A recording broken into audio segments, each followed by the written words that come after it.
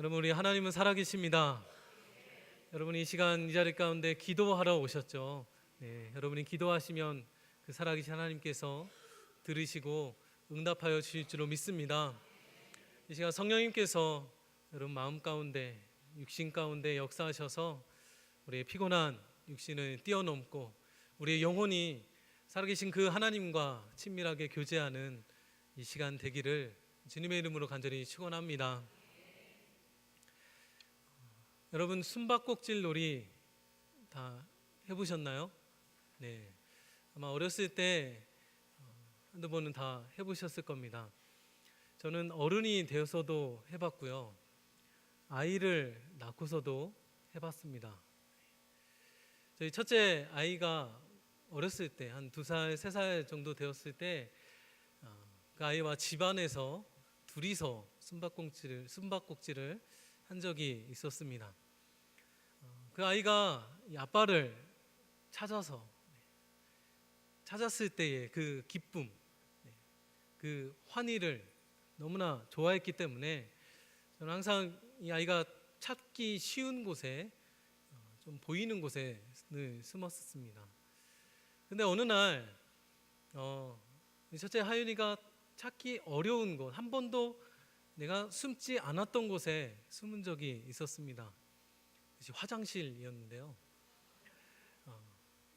늘 어느 때처럼 이 하윤이가 아빠를 찾기 위해서 제가 항상 숨었던 곳에 가서 이제 아빠 찾았다 이렇게 하려고 들춰봤는데 아빠가 없는 거죠.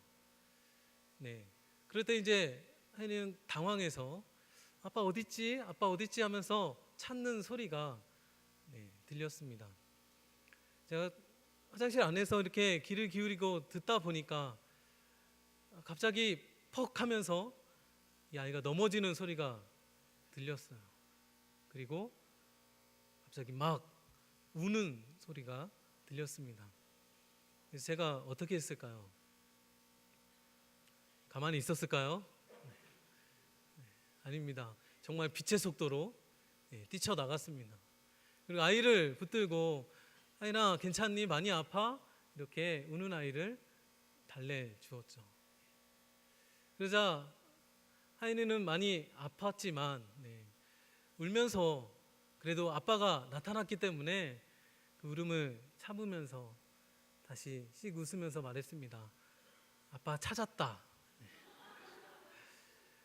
그래서 하윤이는 그 숨바꼭질 놀이를 이기게 되었고, 그 다음부터는 숨바꼭질을 하면 화장실을 제일 먼저 찾아갔습니다. 그 이후에도 아빠를 찾지 못했을 때면 가짜라도 우는 신용을 합니다. 그러면 아빠를 찾을 수가 있죠. 어느 때처럼 아빠가 뛰쳐나가기 때문에 찾을 수 있는 겁니다. 여러분, 우리 하나님 아버지를 만날 수 있는 방법도 이와 비슷하지 않을까요? 내가 넘어져서 아팠을 때, 내가 정말 힘들어서 쓰러졌을 때, 위급하고 다급하게 울며 불며 하나님을 찾을 때에 그 아빠 하나님은 지체하지 않으시고 찾아와 주십니다. 빛의 속도로 뛰쳐나와 주십니다. 그렇게 그분이 나타났다는 것만으로도 우리의 아픔과 힘듦, 위급한 상황은 다 잊혀지고 오직 아빠 하나님으로 인해 평안하게 되는 것이죠. 오늘 밤 이 자리에 여러분, 하나님, 그 아빠 하나님을 찾고 부르짖으셔서 나보다 더 급하게 찾아 뛰어나오시는 그 하나님을 꼭 만나시게 되기를 주님의 이름으로 축원합니다. 오늘 함께 읽은 시편 77편은요 아삽이라는 사람이 쓴 시입니다. 이 아삽은 다윗 왕 때에 그 성전에서 성가 대장을 했던 사람입니다. 그런데 그가 지금 참 위급한 상황인 것처럼 보입니다. 낙심해 있는 것처럼 보여요. 그가 정말 한탄하며 하나님께 간청하며 쓴 시가 시편 77편입니다. 무엇 때문에 어떤 문제로 낙심했는지는 모르지만 지금 상황은 환난 날을 보내고 있습니다. 저와 여러분도 사연은 다 다르지만 때로는 정말 낙심할 일을 만날 때도 있고 환난 날을 보내는 때도 있습니다. 여러분 그럴 때마다 어떻게 반응하시나요? 오늘 이 시인은 어떤 모습을 하고 있을까요? 먼저 시인은 하나님께 부르짖고 있습니다. 오늘 본문의 1절 말씀인데요. 세번역 성경이 이렇게 기록하고 있습니다. 내가 하나님께 소리 높여 부르짖습니다. 부르짖는 이 소리를 들으시고 나에게 귀를 기울여 주십시오. 여기 부르짖었다라고 써 있지만 사실은 악을 쓰면서 소리를 지르며 하나님을 찾고 있는 모습입니다. 그냥 하나님 앞에서 통곡하며 울부짖는 거죠. 저도 예전에 악을 쓰며 소리 지르며 하나님을 찾고 부르짖을 때가 있었습니다. 아마 여기 계신 여러분들 중에도 그렇게 기도하셨던 분도 있을 겁니다. 어떤 억울함이든 답답함이든 깊은 슬픔이든 어느 누구에게 찾아갈 수가 없어서 하나님께만 부르짖을 수밖에 없는 거죠. 또한 시인은 밤에 잠을 자지 못한다고 했습니다. 오늘 보면 2절, 4절 말씀입니다. 내가 고난당할 때에 나는 주님을 찾았습니다. 밤새도록 두 손 치켜들고 기도를 올리면서 내 마음은 위로를 받기조차 마다하였습니다. 주님께서 나를 뜬 눈으로 밤을 지새우게 하시니 내가 지쳐서 말할 힘도 없습니다. 저는 웬만하면 잠을 잘 잡니다. 그런데 가끔 정말 신경 쓸 일이 있거나 뭔가 큰 일을 앞두고 있을 때에 잠을 설치는 경우가 있죠. 때론 걱정이 돼서 근심이 돼서 그 생각이 꼬리를 물고 계속 이어지면 잠을 이룰 수가 없게 되죠. 아마 이 자리 가운데도 신경 쓸 일이 너무 많으셔서 밤잠을 설치시는 분도 있을지 모르겠습니다. 그리고 이 시인의 입에서는 이제 부정적인 말이 나옵니다. 본문의 7절 말씀인데요. 주님께서 나를 영원히 버리시는 것일까? 다시는 은혜를 베풀지 않으시는 것일까? 여러분 이 시인의 심정이 이해가 되시나요? 아니 어떻게 믿는 사람 입에서 저런 말이 나올까? 나를 사랑하시는 주님이 나를 버리시다니, 어떻게 은혜를 베풀지 않으신다니 말도 안 되죠. 그러나 낙심한 사람에게서는 자꾸만 이런 말이 나옵니다. 8절 9절입니다. 그분의 사랑도 이제는 끊기는 것일까? 그분의 약속도 이제는 영원히 끝나버린 것일까? 하나님께서는 은혜를 베푸시는 일을 잊으신 것일까? 그의 노여움이 그의 긍휼을 거두어 들이신 것일까? 혹시 여러분 중에도 기도해도 소용없던데요, 하나님은 저기 있는 저 권사님만 사랑하시나 봐요.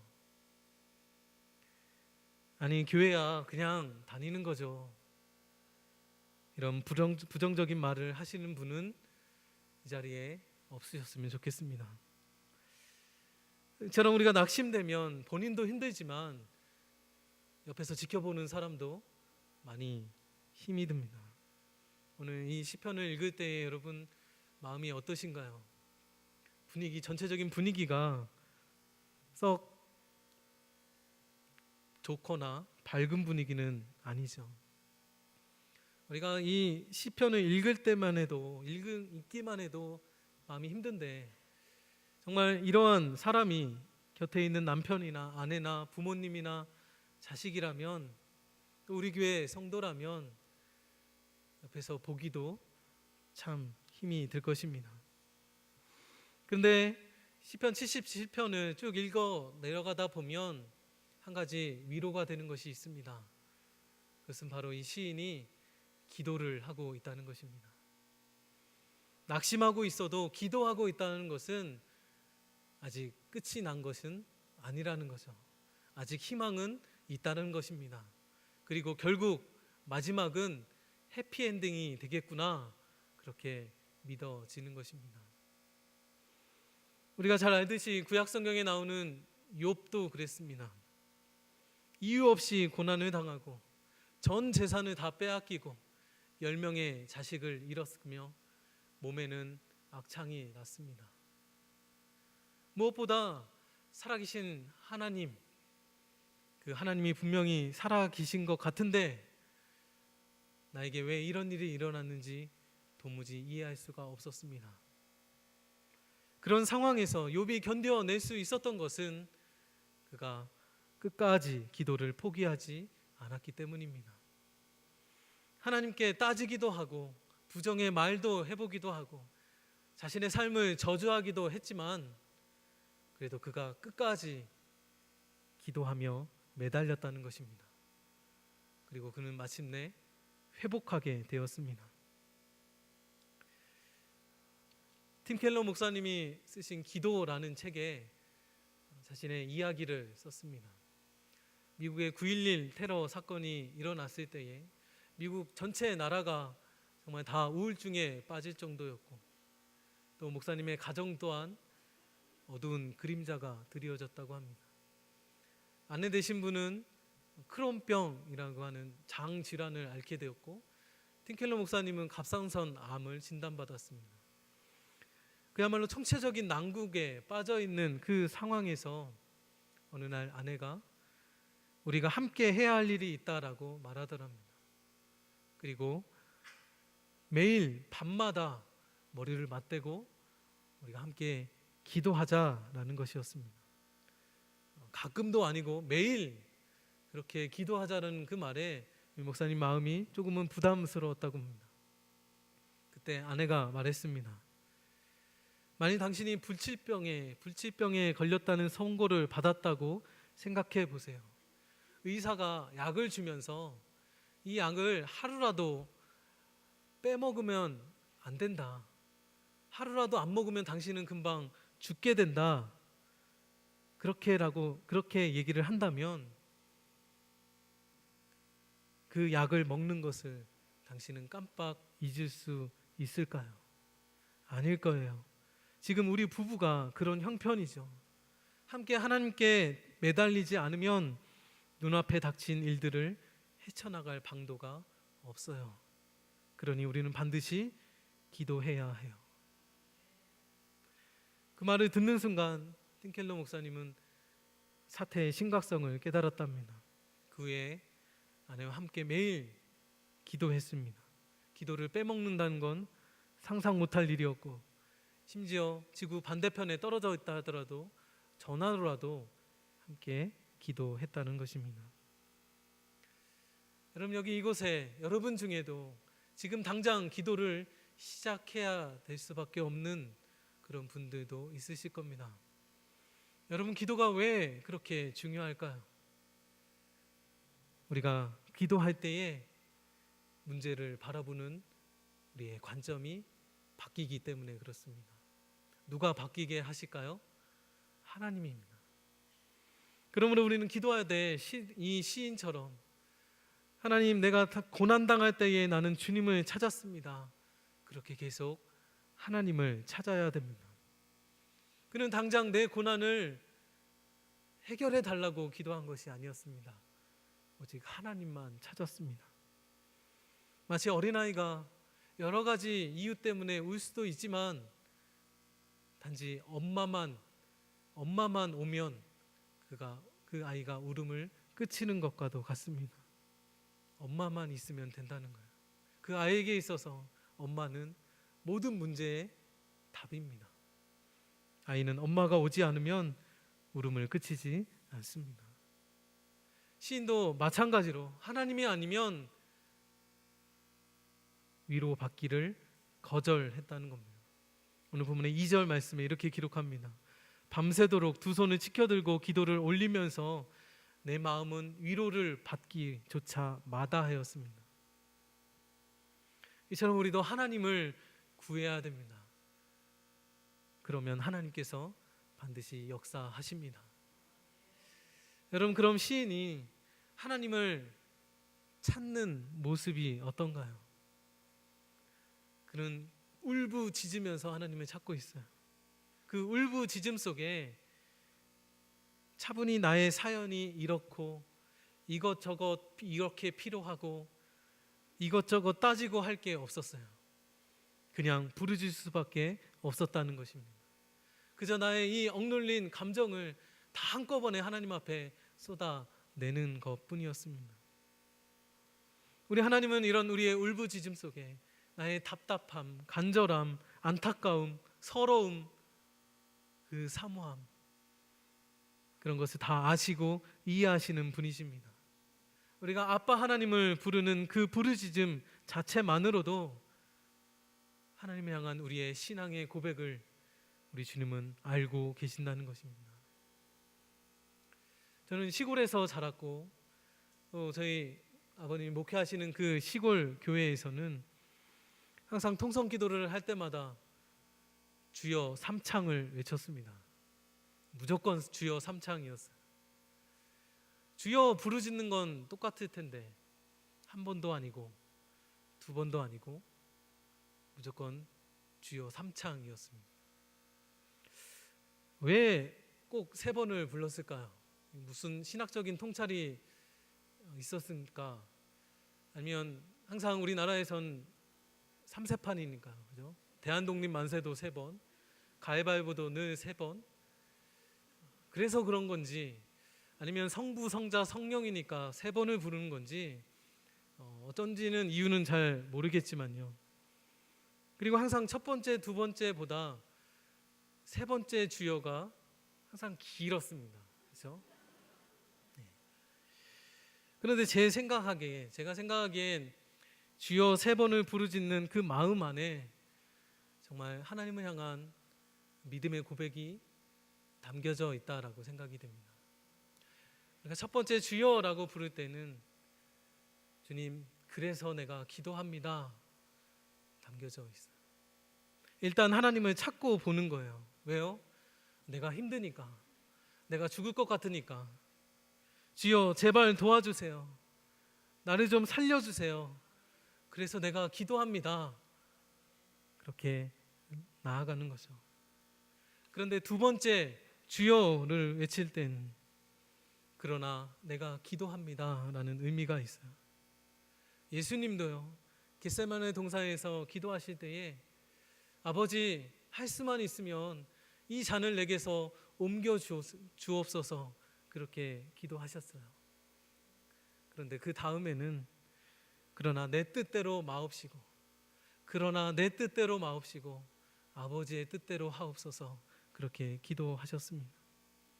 처음엔 내가 힘들어서, 내가 죽을 것 같아서 하나님 도와달라고 그렇게 기도를 시작했지만 주님을 찾다 보니 예수님도 아버지의 뜻대로 구하셨다며, 아버지 뜻대로 구하셨는데 내가 뭐라고 내 뜻만 고집하고 있는지, 정말 내가 바라는 대로 이루어지면 되는 건지, 하나님이란 분은 그저 내가 소원한 대로 들어주시는 분이셔야 하는지 깨닫게 되는 것입니다.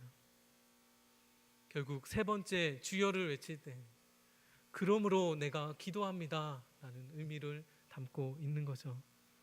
나를 잘 아시고 나를 위로하시고 나를 안아주시는 그 주님께서 내 기도를 들으시고 응답하여 주시는 분, 가장 선하고 가장 좋은 길로 인도하여 주시는 분이시라는 것을 내가 믿기 때문에 그러므로 내가 기도합니다 그렇게 고백하는 것입니다. 여러분, 혹시 기도하기조차 힘드십니까? 너무나 마음이 답답하고 내일이 캄캄하고 지금 내 힘으로 내 스스로 할 수 있는 것이 아무것도 없다라고 생각되시나요? 여러분, 그럼 오직 주님만 찾으시길 바랍니다. 오직 주여만 부르짖으시길 바랍니다. 주여, 그래서 내가 기도합니다. 주여 그러나 내가 기도합니다. 주여 그러므로 내가 기도합니다. 그 믿음의 고백으로 기도하실 때 우리 주님께서 응답하여 주실 줄로 믿습니다. 여러분, 그런데 정말 중요한 것은 그 주여 한마디를 외치더라도 내 입으로, 내 입술로 그 입을 열어서 기도해야 한다는 것입니다. 1절 말씀입니다. 내가 내 음성으로 하나님께 부르짖으리니, 내 음성으로 하나님께 부르짖으면 내게 귀를 기울이시리로다. 아멘. 우리 부모님의 기도도 소중하고, 목회자의 기도도, 또 중보 기도팀의 기도도, 우리 속장님의 기도도 참 중요하지만 가장 중요한 것은 역시 내가 내 목소리로, 내 입으로 기도하는 것입니다. 남의 기도만 믿고 정작 자신은 기도하지 않는 분도 있어요. 아내만 믿고 기도하지 않는 남편도 있고요. 부모님만 믿고 기도하지 않는 자녀들도 있습니다. 그러나 진심으로 내가 닥친 이 환난을 정말 이겨내고 싶다면 내가 직접 하나님을 찾고 내 입을 열어서 하나님께 부르짖어야 합니다. 우리 하나님은 그 자녀들이 부르짖는 그 기도 소리에 귀를 기울이십니다. 하나님은 환난 가운데 우리를 구원하시고 위로하실 분이십니다. 우리가 현재 당하고 있는 환난이 아무리 크다 해도 하나님은 그보다 더 크신 분이십니다. 우리의 기도를 응답하시는 것을 중단하지 않으실, 포기하지 않으실 그 하나님 아버지이심을 확신함으로 우리의 입을 열어 기도하시기를 간절히 바랍니다. 이어서 시인은 그 부르짖는 중에 우리 하나님이 어떤 분이신가를 다시금 깨닫게 됩니다. 새롭게 발견했다라기보다는 내가 잠시 잊었던, 내가 잠시 잊어버렸던 그 하나님을 다시금 만나게 된 것입니다. 그분이 진정 어떠한 일을 하셨는지, 어떻게 나와 함께 하셨는지, 그동안 나에게 어떠한 은혜를 베푸셨는지, 그리고 성경 속에서는 어떻게 역사하셨는지를 돌아보게 된 것입니다. 오늘 본문의 시편 77편 10절로 12절 말씀입니다. 그때 나는 또 이르기를 가장 높으신 분께서 그 오른손으로 일하시던 때 나는 그때를 사모합니다 하였습니다. 주님께서 하신 일을 나는 회상하렵니다. 그 옛날에 주님께서 이루신 놀라운 그 일들을 기억하렵니다. 주님께서 해주신 모든 일을 하나하나 되뇌고 주님께서 이루신 그 크신 일들을 깊이 되새기게 했습니다. 아멘. 문제를 바라보고 문제에 빠져있던 그가 갑자기 하나님께서 지난날 행하셨던 일을 기억하게 되었다는 것입니다. 문제를 바라보던 눈이 하나님을 보게 된 것입니다.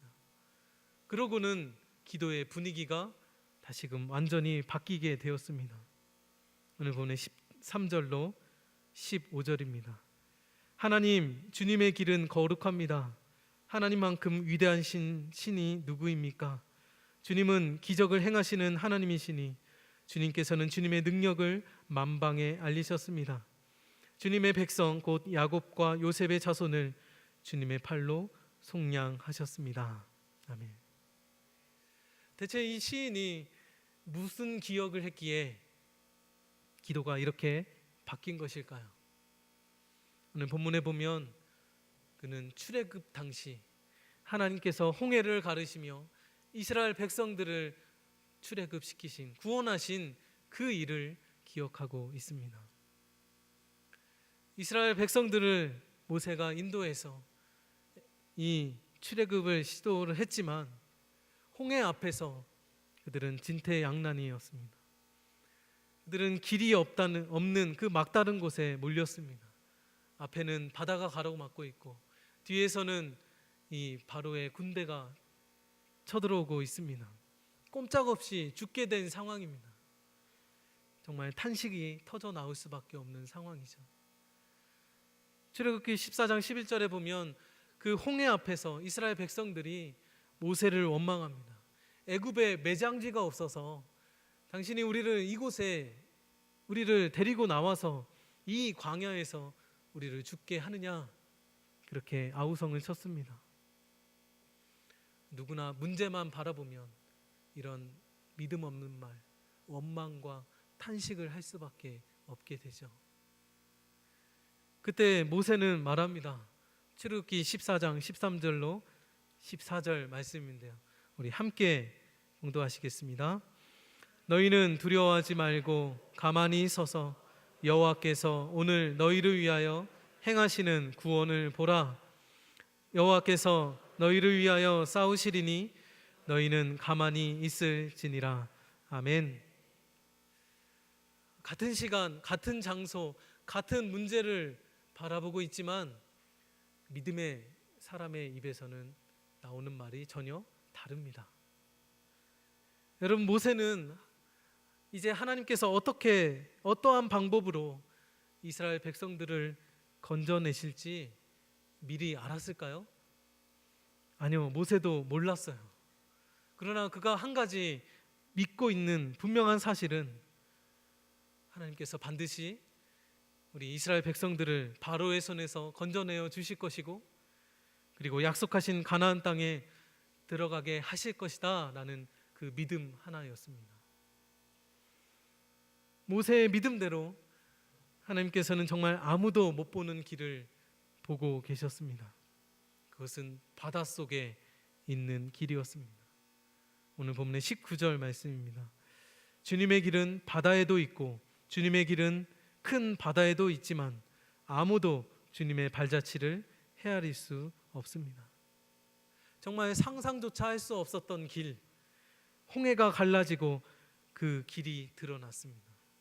이스라엘 백성들도 놀랐고 모세도 아마 놀랐을 것입니다. 특별히 이 시인은 그 장면을 바닷물이 하나님을 만나 두려워 떨었다고 그렇게 시적으로 표현하고 있어요. 16절 말씀인데요, 하나님, 물들이 주님을 배웠습니다. 물들이 주님을 배웠을 때에 두려워서 떨었습니다. 바닷속 깊은 물도 무서워서 떨었습니다. 마치 물들이 주님을 뵙고 나서 무서워서 양옆으로 이렇게 물러나서 길이 난 것처럼 보입니다.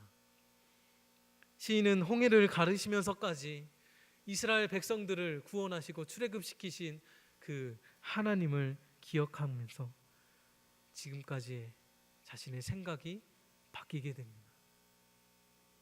20절 말씀, 주님께서는 주님의 백성을 양떼처럼 모세와 아론의 손으로 인도하셨습니다.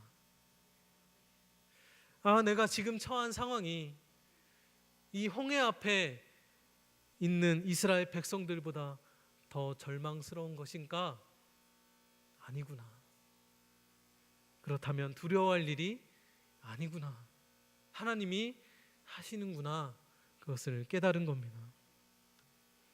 여러분, 지금 여러분의 상황이 홍해 앞에 있는 이스라엘 백성들보다 더 위급한 상황이신가요?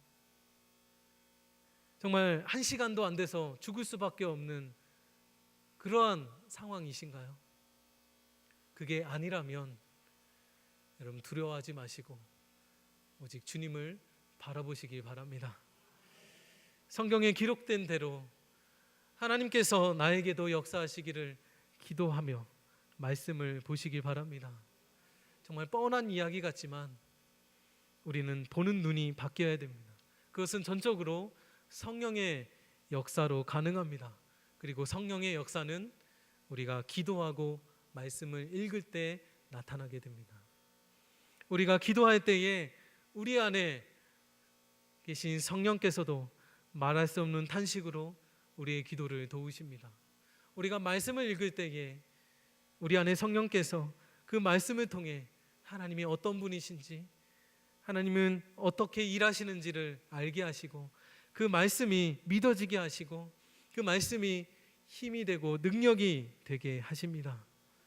그러므로 기도와 말씀만이 성령의 역사를 우리의 삶 가운데서 나타나게 한다는 것입니다. 여러분, 우리에겐 이미 어려움도 낙심도 이겨낼 놀라운 은혜가 있습니다. 이스라엘 백성들에게 출애굽 사건이 있었다면 저와 여러분에게는 예수 그리스도의 십자가가 있습니다. 주 예수 그리스도의 부활 사건이 있습니다. 그 부활하신 주님이 여러분 안에 계십니다. 우리 마음에 임하신 그 주님을 믿으면 어떠한 형편에도 어떠한 낙심에도 우리는 일어날 수가 있습니다. 이스라엘 백성들은 홍해 앞에서 꼼짝할 수 없었지만 그 홍해가 갈라지는 체험을 통해 바닷가운데 그 난 길을 걸어갔습니다. 우리 예수님께서 십자가에 달렸었을 때 제자들은 완전히 절망했고 사흘 동안은 완전히 죽음이었습니다. 그런데 예수님은 부활하셨고 그 부활하신 주님을 만나게 되었고 그들은 기도할 때에 성령을 체험하게 되었습니다. 그들은 그 절망의 자리에서 일어나 위대한 사도로서의 삶을 살아가게 되었습니다.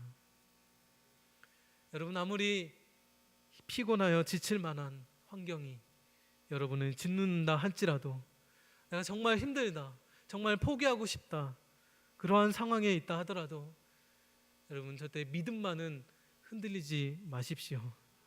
오히려 지금까지 하나님이 나에게 베푸신 놀라운 은혜가 어떤 건지 내가 받은 복이 얼마인지 세어보시기 바랍니다. 지금 여러분의 힘들고 어려운 현실이 물론 하루아침에 바뀌는 것은 아닐 겁니다. 그렇다고 해도 우리의 현실에 묶이지 말고 믿음으로 그 현실을 뛰어넘어야 한다는 말씀입니다. 결국 우리가 이렇게 되려면 그 믿음으로 현실을 뛰어넘으려면 나의 현실의 문제를 바라보시는 하나님의 관점, 그 하나님의 성품을 우리는 늘 평소에도 묵상해야 합니다. 하나님은 저와 여러분처럼 사사로운 감정의 기복이 있으신 분이 아니십니다. 언제나 변함없으신 분이시고 신실하신 분이십니다. 하나님이 하신 약속은 반드시 이루시는 분이시라는 겁니다. 그 변함없으신 하나님을 묵상하다 보면 어느덧 나에게 닥쳐온 그 환난 날에도 문득 밤잠 못 이루는 그러한 고난의 날이라 할지라도 우리는 그 주님의 능력, 그 오른손을 통하여서 우리는 힘내서 이 시간을 이겨낼 수 있을 것입니다. 여러분, 지금까지 우리의 인생을 계획하신 하나님, 우리의 인생을 섭리하신 그 하나님, 그 하나님의 신실하심을 우리가 함께 믿음으로 고백하시기를 간절히 바랍니다. 정말 다른 사람이 나를 봐도 야, 정말 힘들겠다, 야, 저 사람 정말 희망이 없겠다, 그래서 우리에게 찾아와서 당신에게 정말 소망이 있습니까? 그렇게 묻는다 할지라도 우리가 우리 하나님, 그 신실하신 하나님, 그 하나님을 묵상하는 사람은 우리 담대하게 고백할 수 있습니다. 예, 물론 제겐 소망이 있습니다. 기도를 들으시는 하나님, 신실하신 하나님, 이스라엘을 출애굽하게 하신 그 하나님이 나의 하나님이시기 때문입니다. 그 믿음의 고백이 저와 여러분의 고백이 되기를 간절히 바랍니다. 여러분, 사도 바울은요, 고린도후서 12장 9절로 10절에서 그 약함 중에도 강함을 고백하고 있습니다. 우리 함께 고린도후서 12장 9절로 10절 믿음으로 고백하시겠습니다.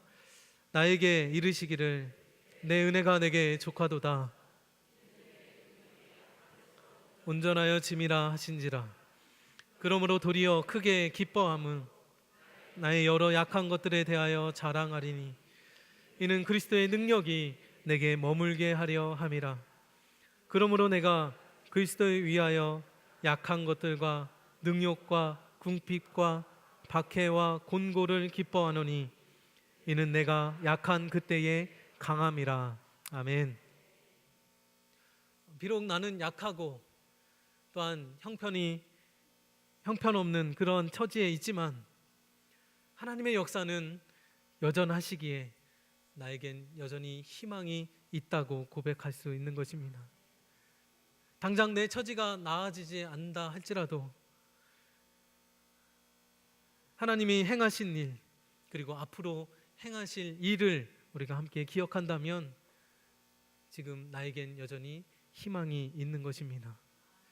비록 어렵고 힘든 현실에 우리 하나님을 묵상하는 일이 또한 어렵지만, 그렇다 하더라도 우리는 우리의 믿음마저 흔들리지 않고 우리를 그 믿음을 꼭 붙들며 나아갈 수 있게 되기를 간절히 바랍니다. 여러분, 스코틀랜드 산지에 양들이 참 좋아하는 풀이 많이 있다고 합니다. 그런데 그 양들도 때로는 정말 공경에 처한다고 해요. 산속을 헤매다가 스스로 헤어나오지 못하는 경우도 있다고 합니다. 왜냐하면 그 산지에 있는 풀이 너무나 맛있어서 그 풀들을 쫓다가 300m, 400m 그 밑에 있는 곳으로 뛰쳐 내려가기도 한다는 거죠. 그런데 다시 올라올 수 없게 되는 거예요. 결국에 그 공경에 처해 있는 양이 소리내어 울기 시작합니다. 그러나 목자는 그 양이 울부짖는 소리를 듣고도 며칠을 그냥 내버려 둡니다. 그러면 양은 한동안 그곳에 있는 풀을 먹다가 지치고 또 쓰러지게 됩니다. 힘이 없을 정도로 힘이 다 빠진 후에야 목자는 밧줄을 들고 내려가서 그 양을 건져냅니다. 왜 목자는 양이 부르짖을 때에 처음부터 내려가서 구해주지 않을까요? 그것은 이 목자가 내려가면 이 양은 목자를 피해서 오히려 낭떠러지로 떨어져 죽고 만다는 것이죠. 결국에 자신의 힘이 다 빠지고 나서야 내가 스스로 할 수 있는 것을 다 포기하고 나서야 양은 목자로부터 구출을 받는다고 합니다. 사랑하는 성도 여러분, 우리가 정말 힘이 다 빠져서 내 힘으로 무엇을 할 수 없다고 포기하는 그 순간 우리 하나님이 찾아와 우리를 구해 주십니다. 우리의 울부짖는 그 소리를 정말 듣다 못해서 하나님은 우리를 구원하시려고 찾아와 주신다는 거예요. 저 하늘을 가르시고 폭풍우를 뚫고 오셔서 거센 풍랑 속에서 우리를 건져내어 주십니다.